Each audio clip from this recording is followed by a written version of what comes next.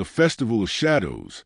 The sun was sinking behind the rolling hills of the village of Egbaland, casting a warm golden hue over the red earth and thatched rooftops. The air was thick with the scent of burning palm oil and the sharp tang of spices from the evening market. Children's laughter mingled with the steady beat of drums, calling the villagers to the annual festival of shadows, a night where stories, secrets, and destinies intertwined beneath the ancient Iroko tree. At the heart of the celebration stood Kelechi, a young man of 23, whose skin gleamed like polished ebony in the fading light. His eyes, dark and searching, flickered with a restless energy.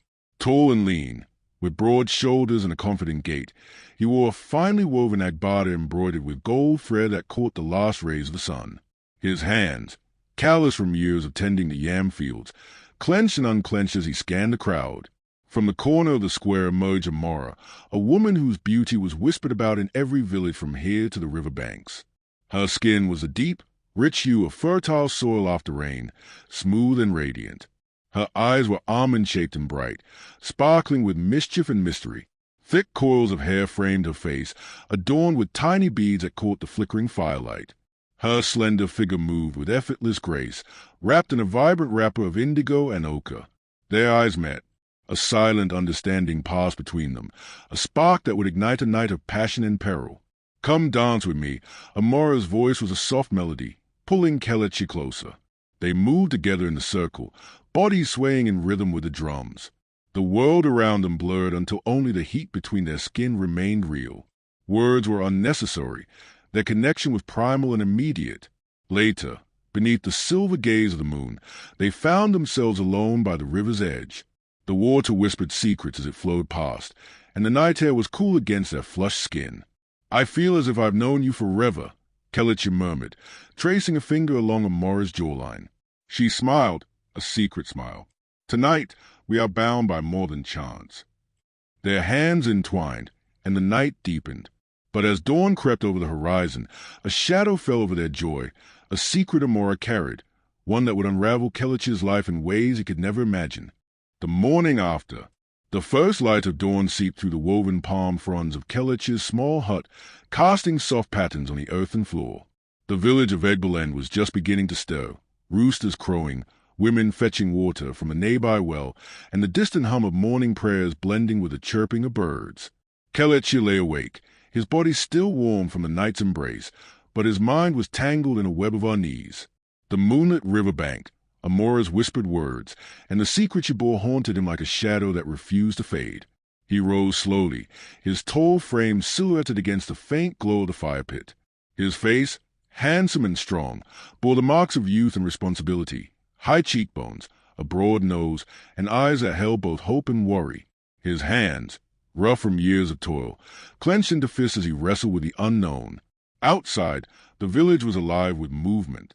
Children ran barefoot through the dusty paths, their laughter sharp contrast to the heaviness in Kelechi's chest. Women in brightly colored wrappers balanced baskets on their heads, their voices rising in songs they prepared for the day ahead. Kelechi stepped outside, the cool morning air brushing against his skin. He spotted his mother, Mama Fulake, a sturdy woman with silver-streaked hair tied tightly in a bun, her face etched with lines of wisdom and care. She was tending the fire, stirring a pot of fragrant soup. "Kelechi," she called softly, sensing his unrest. "You look troubled, my son. What weighs on your heart so early?" He hesitated, then spoke. "Mama, last night I met Amara. She is unlike anyone I have ever known." Mama Folake's eyes narrowed slightly, a flicker of concern crossing her face. "Amara? The girl from the neighboring village? They say she is beautiful, but also mysterious." Kelechi nodded. "Yes, Mama, but there is something she did not tell me, something I fear." Before he could explain, a figure appeared at the edge of the compound, Amara herself. Her dark eyes met Kelechi's with a mixture of longing and sorrow. She approached with measured steps, her slender frame wrapped in a simple cloth, her hair loose and catching the sunlight. "Kelechi," she said quietly, "there is a curse that follows me, a burden from my family's past. Last night, I hoped to share a moment of joy, but now I fear it will bring you only pain." Kelechi reached out, taking her hands in his. "Whatever comes, Amara, I will face it with you." Their words hung in the morning air, a fragile promise against the rising sun. The whispers of doubt. The sun climbed higher, relentless in its embrace, as Kelechi walked away from his compound, leaving behind the worried gaze of his mother and the lingering scent of Amora's presence. He strode through the village, past a bustling market where traders called out their wares, sweet cola nuts, dried fish, brightly colored clothes. Usually, the vibrant energy of the market would lift his spirits, but today a heavy cloud settled over his heart. His brow was furrowed, the lines of concern deepened by the harsh morning light that glinted off his smooth, ebony skin.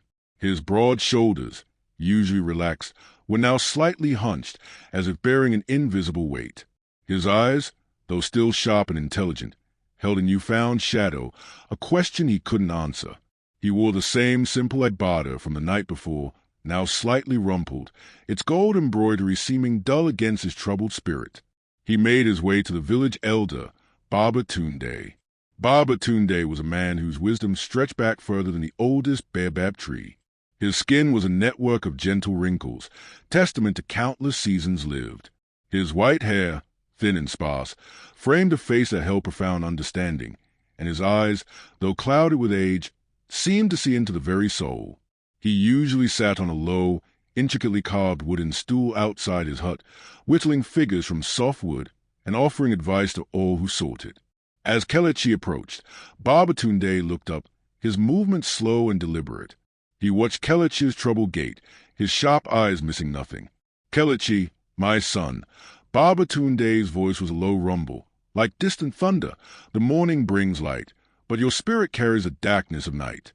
What troubles the son of our respected Mama Folake?" Kelechi knelt respectfully before the elder, the dust from the path clinging to his knees. "Baba, I have a story that began in moonlight and now threatens to cast a long shadow over my days." He recounted his meeting with Amora, the electrifying dance, their night by the river, and her perplexing words at dawn. She spoke of a curse, Baba, a burden from a family's past. What could this mean? My heart is pulled, yet fear whispers in my ears. Babatunde placed his whittling tool down with a soft click. He gazed into the distance, his eyes seemingly tracing lines of history invisible to Kelechi. "Amora," he murmured, the name tasting like an old memory. "A family, the people of the hidden spring. They carry a difficult history. Indeed." He paused, allowing the silence to stretch, broken only by the chirping of crickets and the distant calls of market traders. This pause was a storyteller's trick, a way to build suspense and draw the listener deeper into the narrative. Kelechi waited, his heart pounding a rhythm against his ribs faster than any festival drum. "Baba, please, tell me, what is this curse?" Babatunde turned his gaze back to Kelechi, his eyes softening. "Many years ago, before you were born, the ancestors of Amora's family, the people of the hidden spring, were entrusted with a sacred task, to guard a powerful artifact, a relic of immense spiritual power that could bring great prosperity or great destruction to our lands. They were chosen because their hearts were believed to be pure, their spirits unblemished." He sighed, a deep, weary sound. "But human hearts are fragile, Kelechi, and greed, like a relentless desert wind, can wither even the strongest of souls. One of their own, consumed by envy and a lust for power, betrayed the trust. He stole the artifact, seeking to wield its power for selfish gain. And though the artifact was eventually recovered, a mark was left upon their lineage, a mark that makes their paths unpredictable, their lives often fraught with unexpected turns." Kelechi's eyes widened, a knot forming in his stomach. "Unpredictable? But," she spoke of a curse. "Does this mean ill fortune follows them?" "Not necessarily ill fortune, my son," Babatunde corrected gently, his voice like a balm, yet firm, but a heightened sensitivity to the world's currents. Their lives tend to become vessels for events far grander than themselves. They attract both great blessings and great challenges, and often those who entwine their destinies with theirs find their own paths irrevocably altered. It is a burden of a different kind, a responsibility almost. He picked up his tool again, resuming his slow, rhythmic carving. "And now," Kelechi's voice was barely a whisper, "my path is entwined with haze." He felt a chill despite the sun's heat. The words Amara had spoken, her regretful eyes, her almost painful honesty, it all made sense now. The mystery began to unravel, only to reveal a deeper, more unsettling truth. The wind rustled the leaves of the baobab tree, its ancient branches seeming to sigh with the weight of centuries of stories. Kelechi stared at Babatunde, a torrent of thoughts rushing through his mind. Was he destined for a life of ceaseless challenge? Could his love for Amara survive such a fate? His hands clenched and unclenched, not from anger, but from the immense gravity of a choice he had already, unknowingly, made. The curse unfolds. The days that followed Kelechi's meeting with Babatunde were heavy with an uneasy silence. The village of Egbaland moved on with its rhythms, the market's vibrant calls, the children's laughter, the women's songs, but Kelechi felt as if the world had shifted beneath his feet. One evening, as the sun dipped behind the hills, painting the sky in hues of crimson and gold, Kelechi sat alone beneath the ancient iroko tree. The cool breeze whispered through the leaves, but it brought no comfort. His thoughts churned like a stormy sea. Suddenly, footsteps approached. It was Amara, her face shadowed with worry. Her deep brown eyes, usually sparkling with mischief, now held a haunted look. Her slender frame was wrapped in a dark blue wrapper, the fabric fluttering softly in the wind. "Kelechi," she said softly, "I fear the curse is real. Strange things have begun to happen since our night together." He looked up, concern etched across his handsome face. "Tell me, Amara, what troubles you?" She hesitated, then spoke in a whisper.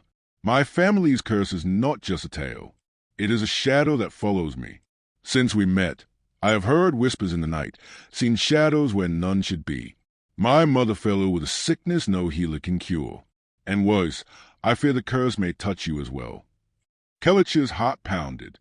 "I will stand with you, no matter what comes." Their hands met, a fragile bond against the gathering darkness. The next morning, strange misfortunes began to ripple through Kelechi's life. His prized yam harvest withered overnight. His closest friend, Obi, fell ill with a fever that no medicine could tame. Whispers spread through the village, talk of bad luck, of a curse unleashed. Kelechi's mother, Mama Folek, grew more anxious. Her wise eyes scanned the horizon as if expecting a storm. "You must seek the shrine of the river goddess," she urged. "Only she can lift the curse." Kelechi prepared for the journey, his resolve hardening. He knew the path would be perilous, but his love for Amara and his village demanded it. Journey to the shrine of Oshun. The morning sun was just beginning to warm the earth as Kelechi prepared for his journey. His heart was heavy but resolute. The village of Egbaland lay quiet, the only sounds a distant crowing of roosters and the soft rustle of palm leaves in the gentle breeze. Today, he would seek the shrine of Oshun, the revered river goddess of fertility, love, and healing, believed to hold the power to lift curses and restore balance.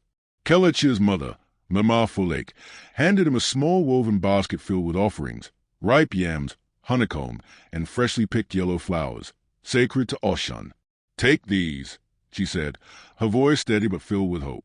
"Oshun is merciful, but her favor must be earned with respect and sincerity." Dressed in a simple white cloth wrapped around his waist, Kelechi looked every bit the humble supplicant. His skin gleamed with the morning light, muscles taut from years of labor, and his eyes held a fierce determination. The village elders had spoken often of Oshun's sacred grove, a place where the river sang and the air shimmered with spiritual energy. The path to the shrine wound through dense forest, where sunlight filtered through the canopy in golden shafts. Birds flitted between branches, their songs weaving a melody that seemed to guide Kelechi forward. The scent of fresh earth and wildflowers filled the air, mingling with the distant sound of flowing water. As he approached the riverbank, the sight took his breath away. The Oshun River flowed gently, its waters clear and cool, reflecting the vibrant green of the surrounding forest. Stone sculptures and wooden carvings adorned the grove, each telling stories of the goddess's power and grace. A large statue of Oshun stood by the water's edge, arms outstretched as if welcoming all who came to seek her blessings. Kelechi knelt by the river, placing the offerings carefully on a flat stone. He closed his eyes and whispered prayers taught by Babatunde, asking for Oshun's mercy and guidance. The water shimmered, and a soft breeze stirred the leaves, as if the goddess herself had heard his plea. Suddenly, a voice like the gentle ripple of the river spoke from the shadows. Why do you seek me, child of Egbaland? Kelechi looked up to see a woman emerging from the trees. Her skin was a warm hue of fertile soil, her eyes deep pools of wisdom and kindness. She wore flowing robes of yellow and gold, adorned with beads and cowrie shells that caught the sunlight. Her hair cascaded in thick braids, crowned with fragrant flowers. "I am Oshun," she said, her voice both soothing and commanding. "You carry a heavy burden. Tell me your story." Kelechi recounted the curse that shadowed Amora's family and the misfortunes that had followed since their union. Oshun listened intently, her gaze never wavering. "The path you walk is fraught with trials," Oshun said softly. "But love and courage can break even the darkest curses. You must journey deeper into the forest, to the heart of the sacred grove, and face the spirits that guard the balance of life." With that, Oshun extended her hand, and Kelechi felt a surge of warmth and strength flow through him. "Go with my blessing. Remember, the river flows not just with water, but with the power of life itself." Into the heart of the Oshun sacred grove. The path leading deeper into the Oshun sacred grove was shrouded in a cool emerald twilight, even though the sun still hung high in the sky beyond the dense canopy. The air was thick with the scent of damp earth, wildflowers, and the faint, sweet aroma of honeycomb left by the bees that buzzed lazily among the leaves. Kelechi's footsteps were soft on the moss-covered ground, the crunch of dry leaves muffled by the thick carpet of green. Towering Iroko and mahogany trees stood like ancient sentinels, their bark etched with centuries-old carvings and symbols that whispered forgotten stories. Sculptures of Yoruba deities, some weathered by time, others freshly carved, lined the narrow path. Each figure bore the unmistakable mark of reverence, cowrie shells, beads, and colorful cloth wrapped carefully around their necks or arms. The river Oshun's gentle murmur accompanied Kelechi's journey, a constant reminder of the goddess's presence. Kelechi's heart pounded with a mixture of awe and apprehension. His skin glistened with sweat beneath the white cloth wrapped around his waist, muscles tense yet steady. His eyes scanned the surroundings, drinking in every detail. The intricate wooden shrine adorned with yellow flowers, the flickering flames of small oil lamps, and the delicate offerings of yams and kola nuts laid respectfully at the feet of the statues. Suddenly, a figure emerged from the shadows, a priestess, her presence commanding yet serene. She was tall and slender, her deep brown skin glowing softly in the filtered light. Her eyes, dark and knowing, held the wisdom of generations. Her hair was braided tightly, decorated with tiny golden beads that shimmered as she moved. She wore a flowing yellow robe embroidered with symbols of fertility and protection, and around her neck hung a carved wooden pendant to the goddess Oshun. "You have come far, Kelechi," she said, her voice a melodic echo of the river's song. "The spirits watch you closely. To face the trials of the sacred grove, you must open your hearts and surrender your fears." Kelechi bowed respectfully. "I seek to lift the curse that threatens my love and my village. I am ready to face whatever awaits." The priestess nodded and led him to a clearing where the river widened, its waters sparkling like liquid gold. "Here, you will meet the guardians of the grove. They will test your courage, your wisdom, and your spirit. Only then can the curse be broken." As the sun set, casting long shadows across the grove, Kelechi stepped forward into the unknown, the weight of destiny pressing upon him, but also the fierce hope that love and courage might triumph. Hello, family. If you've listened this far, kindly comment what you think is going to happen next. Please subscribe and leave us a like. It means a lot to us. Also, turn on post notifications so you don't miss our future videos. Thank you for doing so. Now, let's continue. The trial of the Yoruba. As twilight deepened over the sacred Oshun grove, the village of Egbaland prepared for a ceremony that had been held for centuries, the procession of the Yoruba, the votary maiden chosen to carry the community's prayers and sacrifices to the goddess Oshun. This ancient ritual was said to renew the sacred bond between the people and the river goddess, ensuring fertility, protection, and prosperity. Kelechi stood among the gathering crowd, his heart pounding with a mixture of reverence and anxiety. The air was thick with the scent of burning incense and the sweet fragrance of yellow flowers adorning the shrines. The rhythmic beating of the bata drums echoed through the grove, calling spirits and worshippers alike to witness the sacred event. The Yoruba herself appeared, a young girl no older than 13, veiled in a delicate white cloth embroidered with gold threads. Her skin was smooth and glowing, her eyes serene but focused. She carried a large calabash balanced gracefully on her head, filled with ritual offerings, kola nuts, honey, and freshly picked flowers. Her every movement was deliberate, embodying the weight of her sacred duty. As the procession began, the Arugba walked slowly beneath a canopy held aloft by village elders, her path illuminated by flickering lanterns. The villagers sang praise songs to Oshun, their voices rising in a harmonious chorus that seemed to blend with the rustling leaves and flowing river. Kelechi watched, mesmerized, as the procession wound its way deeper into the grove. The atmosphere was charged with spiritual energy. Some worshippers swayed, others fell into trance-like states, communing with the divine. When the Arugba reached the riverbank, she knelt and poured the contents of the calabash into the water, whispering prayers taught by the priestesses. The river shimmered, and a gentle breeze stirred the leaves, as if the goddess herself was acknowledging the offering. Suddenly, a hush fell over the crowd. The priestess who had guided Kelechi earlier stepped forward and addressed the assembly. Tonight, the spirits will test the courage and purity of those who seek to break the curse. Kelechi stepped forward. Kelechi's breath caught. He stepped into the clearing, the eyes of the village upon him. The priestess handed him a small carved wooden staff, its surface etched with symbols of protection and strength. You must journey beyond the river's edge into the sacred forest and face the spirits who guard the balance of life and death, she intoned.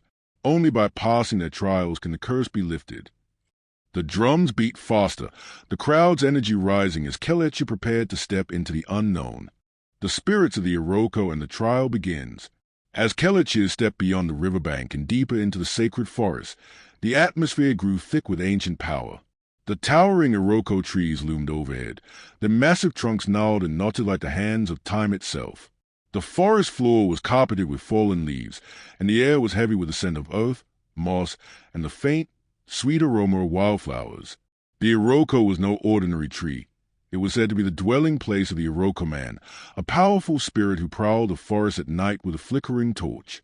The villagers whispered that anyone who saw the Iroko man's face would go mad and soon perish. Woodcutters avoided the trees, and those who dared to use Iroko would often heard strange groans and creaks in their homes. Kelechi's heart beat fast as he approached the largest Iroko in the grove.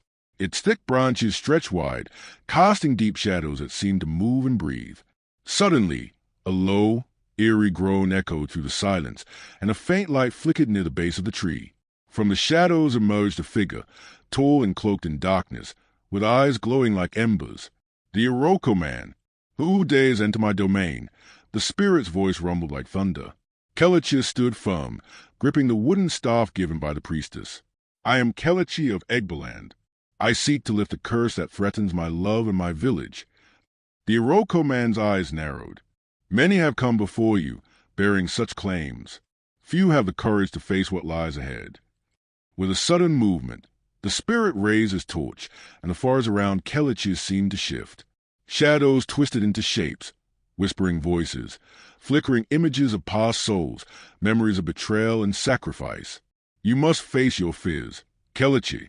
Only by embracing the darkness within can you find the light. Kelechi took a deep breath and stepped forward, ready to confront the spirits that guarded the balance of life and death. The weaving of truths. The forest returned to its oppressive silence after the Iroko man's challenge, a silence that pressed in on Kelechi, heavy with unspoken truths. The flickering torch in the spirit's hand seemed to cast not just light, but swirling phantoms of fear and doubt. The shadows that twisted into shapes around him began to coalesce, not into monstrous forms, but into faces he recognized, faces from his own past and from the stories whispered in the village. His mind reeled as the Iroko man's words echoed. You must face your fears, Kelechi. Only by embracing the darkness within can you find the light. This was no test of strength, but a trial of the spirit. Suddenly, a swirling mist, faintly luminous, rose from the forest floor, coalescing into the translucent figure of a man. His eyes, though ghostly, held a familiar sadness. Kelechi's breath hitched. It was his paternal grandfather, Baba Aid, who had died before Kelechi was born. He was a respected elder, known for his wisdom, but also for a great, unspoken sorrow that always seemed to cling to him. Grandfather. Kelechi whispered, his voice cracking. Baba Aid's form wavered, and his voice, like the rustling of dry leaves, filled the air. "Kelechi, my grandson, you seek to break a curse, but some curses are born from truths unacknowledged. The blood of the hidden spring runs through my veins too." Kelechi stayed, bewildered. His family, the respected lineage of farmers and artisans, had no known connection to the mysterious people of the hidden spring. As if in response to his unspoken question, another ghostly figure materialized from the mist.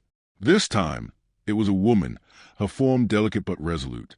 Her hair was styled in an ancient fashion, adorned with cowrie shells. Her translucent wrapper shimmered. This was Ive, Baba Aid's mother, Kelechi's great-grandmother.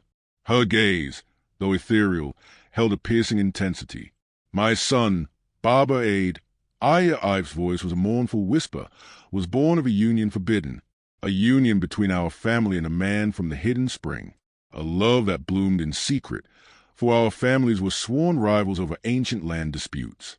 The curse on Amora's lineage is born from the betrayal within their family, yes, but the unpredictable paths that Baba Tunde spoke of, the interwoven destinies, some of it stems from the unresolved secrets within our own." Kelechi's head spun. "Forbidden? Rivalry? What does this have to do with Amora and me?" Baba Aid's ghostly form solidified slightly, a look of profound regret on his face. "My father, a man from the hidden spring, chose duty over love, leaving my mother, Ive, broken-hearted, and with me, an unacknowledged child. My mother, in her pain, prayed to the darkest spirits, not for harm, but for a sign, a ripple through time that their family would feel the weight of their choices.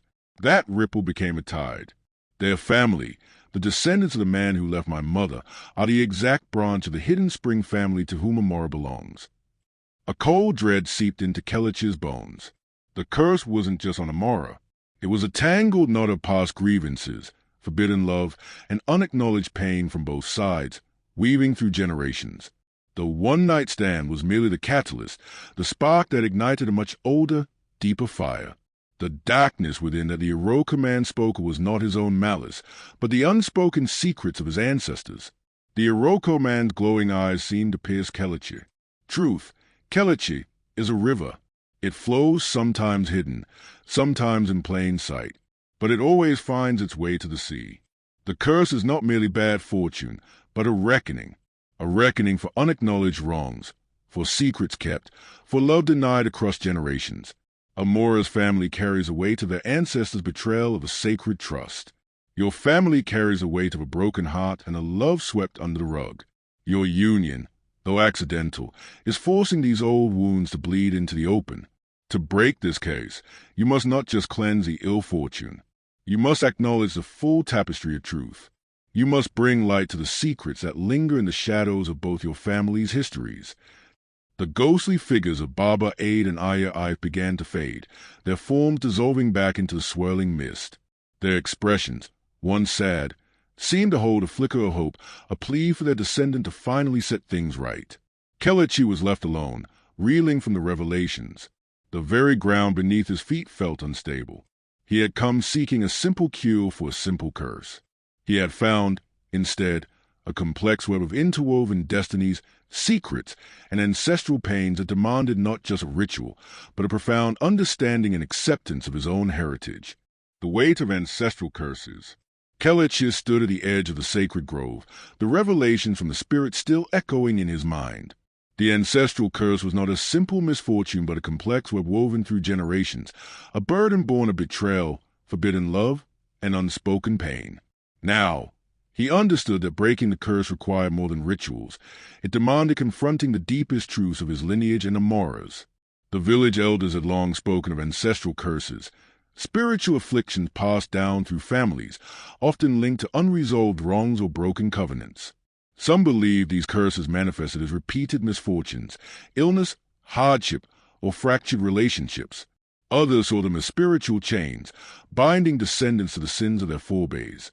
Kelechi recalled the stories his mother told him about Abaku. Spirit children believed to bring grief and loss to families, often marked or scarred to sever their ties to the spirit world. He wondered if the curse on Amora's family was a similar kind of spiritual affliction, a painful legacy that had to be acknowledged and healed. That evening, Kelechi sought out Babatunde once more. The elder sat calmly by the fire, his eyes reflecting the flickering flames. Kelechi explained the spirit's revelations and his growing understanding of the ancestral curse. Babatunde nodded slowly. The curse you face is like a shadow cast by the past. It is real, but it is not your master. Many suffer under such burdens, but few know that the chains can be broken through knowledge, courage, and spiritual cleansing. He reached into a woven basket and pulled out a bundle of sacred herbs and roots. These are for protection and purification. You must also seek the guidance of the babalawo, the IFA priest, who can reveal the path to healing through divination and ritual. Kelechi accepted the herbs with reverence.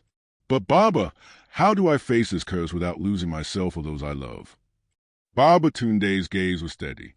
You walk the path of truth. You face the darkness within and without. You forgive, you heal, and you break the cycle. Seeking wisdom from the babalawo, as the sun began its descent behind the hills of Egbaland, casting long shadows over the village, Kelechi made his way to the humble compound of the village's babalawo, the revered IFA priest and spiritual guide. The air was thick with the scent of burning incense and crushed herbs, mingling with the earthy aroma of freshly tilled soil. The babalawo's hut was modest, constructed of mud bricks and thatched palm leaves, but inside it held the weight of generations of sacred knowledge. Kelechi's footsteps slowed as he approached the entrance, where the babalawo sat cross-legged on a woven mat, surrounded by ritual objects. His skin was dark and weathered, etched with lines of wisdom and years of spiritual service. His eyes, deep and knowing, flickered with a calm intensity beneath a crown of white beads. Draped in a flowing robe embroidered with intricate Yoruba symbols, he exuded an aura of ancient power and serenity. "Welcome, Kelechi," the babalawo greeted, his voice low and resonant, like the steady beat of a talking drum. "You carry a heavy burden. Sit and tell me what troubles your heart." Kelechi bowed respectfully and sat before the priest. "Honored babalawo, I seek guidance to break a curse that threatens my love and my family. Spirits have revealed truths, but I need the wisdom of IFA to know the path forward." The babalawo nodded solemnly and reached for his upon IFA, the sacred divination tray carved from dark wood, its surface decorated with geometric patterns and Yoruba motifs. Nearby lay the Ikin, 16 sacred palm nuts, and the opil, a divining chain made of 8 half-nuts tied together. With practiced hands, the babalawo began the ritual. He whispered prayers to Orunmila, the deity of wisdom and divination, invoking the presence of the divine. Then, with reverence, he cast the palm nuts onto the upon IFA, carefully observing the patterns they formed. "The signs speak," the babalawo intoned, his voice rising and falling in a rhythmic chant. "The curse is entwined with ancestral secrets and unresolved debts. To break it, you must perform sacred rites, offer sacrifices, and seek forgiveness from both your ancestors and Amaras." He recited verses from the East IFA, the poetic corpus of IFA divination, weaving stories of past heroes and cautionary tales that mirrored Kelechi's plight. The babalawo's words painted vivid pictures of courage, sacrifice, and redemption, reminding Kelechi that the journey ahead was as much spiritual as it was physical. "Remember," the babalawo concluded, "the power to change your destiny lies within your heart and your actions. Walk with humility, seek truth, and honor the spirits that guide you." Kelechi rose, feeling the weight of the babalawo's wisdom settle upon him like a mantle. Outside, the village was bathed in the soft glow of twilight, and the path ahead, though uncertain, was now illuminated by the light of IFA's guidance.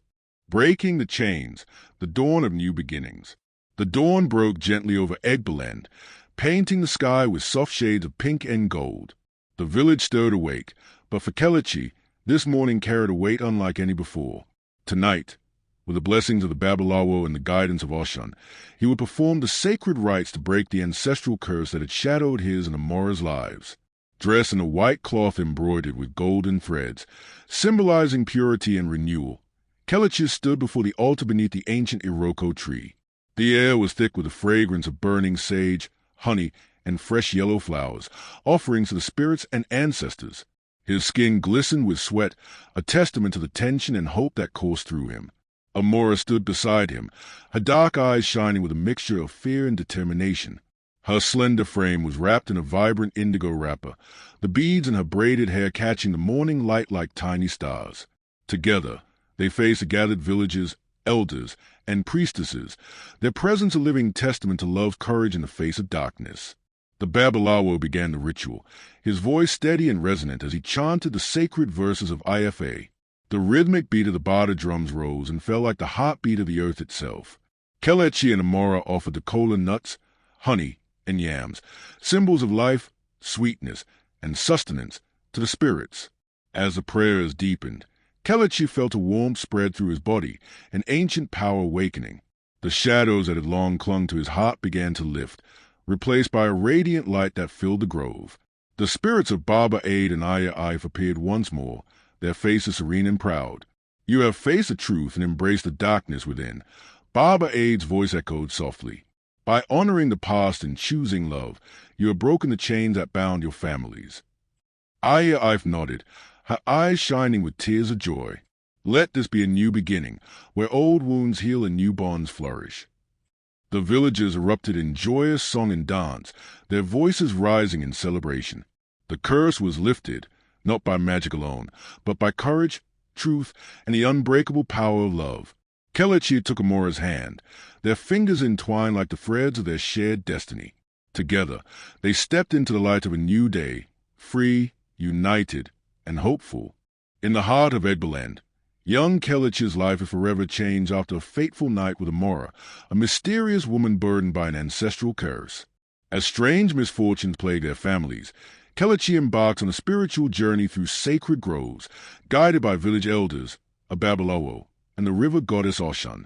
Facing ancient spirits and confronting buried family secrets, he learns that breaking the curse requires courage, truth, and the healing power of love.